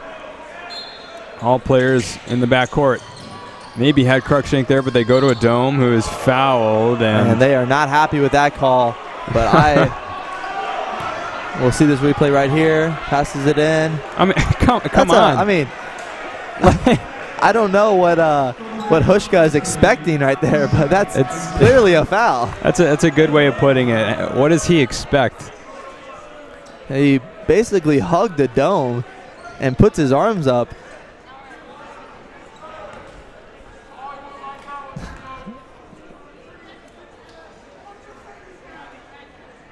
And the dome, the capable free throw shooter, is sent to the line. Not who you want if you are the blue gold. Sees 15 for 17, putting up some James Harden numbers there. And even with a make here, it's still going to be a 2-possession game. He makes it and gets to 39 points. Here come the Blue Golds. Brooks. Oh! Wow. Big mistake there. And he smiles because Casper doesn't think he traveled, but as we see on this replay, comes up and his momentum just carries his right foot. Call. A great call by the ref as his right foot just slid. And the most costly turnover of the game by far. Adome's going to get the ball over to Cruikshank. And Cruikshank can dazzle all night long. Chiavello to Adome. They got a foul, and they finally do with 12 seconds on the shot clock. Wheaton did a great job of working some time off that clock and then passing the ball around. You see no one around Cruikshank. Chiavello was able to dribble in. The foul came too late on Chiavello, and then they were able to surround Adome. Adome with that free throw passes 40 points. So Dalton, unfortunately, you were incorrect. He didn't get 30, he got 40. And he is just, it's been a great night for Adome, putting up some great numbers and making it a 3-possession game. And that will be the dagger. 41 points for Namie Adome. Long three misses. As Eau Claire will go up the dunk from Voigt. You gotta love it. And Voigt, I think that's just for integrity right there to, oh my goodness. You can't be There's serious. There's no point for that. There is 0 point for a timeout right there. Being up 6 with 2 seconds left. I mean, I can understand a timeout if there were 10 seconds left or something like that, but with 2.5, they'll inbound it, and then a second will come off the clock for the foul. Yeah, I'm not sure about that one, Dalton. I can't understand the logic. That's because there is none, Don. There's not much logic there. So 2.5 seconds on the clock. You have to imagine. You know, they might have called that timeout so Paige wouldn't foul out, I guess. Brooks as well with 4. And the Blue Golds will look to foul here. I'd like to see Adome just get the ball and throw it as far as he can. I mean, 1.4 seconds. I'm shocked to not see Hushka put his arms up thinking that he didn't foul him. But we'll just, now this is just stat padding for the Wheaton Thunder, and they'll just increase their lead from 6. Cruikshank at 22 points. He'll take his 13th and 14th free throws of the night. As a team, they've shot 34 for 42, just staggering numbers from the line for Wheaton College. Tyson goes 2 for 2. That will end it here. Wheaton College will take the victory, and they will move on as an undefeated team, winning the Lee Fund final and improving to 4-0. In the backcourt of Adome and Cruikshank account for 64 points for the Wheaton Thunder. Adome with a 41 points tonight, 1 rebound, 1 assist. And Cruikshank with 24 points, 10 rebounds, and 6 assists. A double-double for Cruikshank, almost a triple-double, just shy with 4 assists needed. And Kate Alioth, 8 points and 4 rebounds, but it's just a great showing from Adome, who should be the MVP of this Lee Fund Classic. Overall, 35 made free throws from the Wheaton Thunder in 43 attempts. A lot of fouls, 25 total fouls from the Blue Golds. And we'll send it down now to Don, where he will interview Coach Schauer after a well-coached game. I'm down here on the court with Coach Schauer of Wheaton. Coach, fantastic game, very tense down the stretch, but you guys pulled away in the end. What are your thoughts on tonight's contest? Yeah, I'm thankful for Artie Culver, who you may not know who that is, but Coach Culver was our assistant here for 2 years. He now works for the Milwaukee Bucks. And he was the person who first saw Namie Adome play down in Florida and came back and said, we might want to recruit this young man. He was phenomenal tonight, and to say he carried us is an understatement. Obviously, Eau Claire's fantastic, and to win tonight, we're pretty short-handed, and we're playing guys who normally would never be in these moments. And so we're gaining some experience for Eddie Scott and Nick Chiavello and Danny Garza and Nate Sock, and still managing to win, which is pretty amazing. So get a little off day and back at it at Chicago. Thanks, guys. Thanks, Coach. There you have it. Wheaton College improves to 4-0 on the season, winning the Leaf Fund Classic once again here on home soil. Be sure to tune in to the schedule in the next couple weeks as this Wheaton team will look to continue that undefeated streak throughout the rest of the season. Until then, for Dalton Van Esselston and everybody else here at WTSN, I'm Don Crowder. Thank you and have a great night.